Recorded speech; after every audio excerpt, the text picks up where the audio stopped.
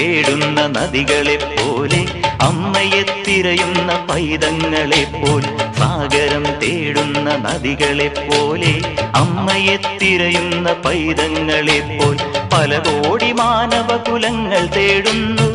ഒരു മൗന ബിന്ദുവായി മറയുന്നു സത്യം.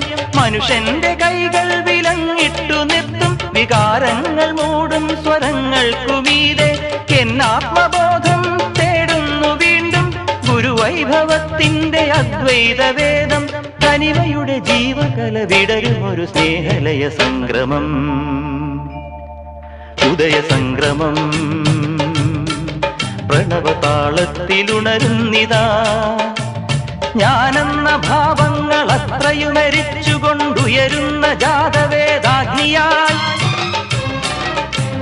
അദ്വൈത മന്ത്രങ്ങൾ അഖിലാണ്ട ചൈതന്യമേകമെന്നരുളുന്നു.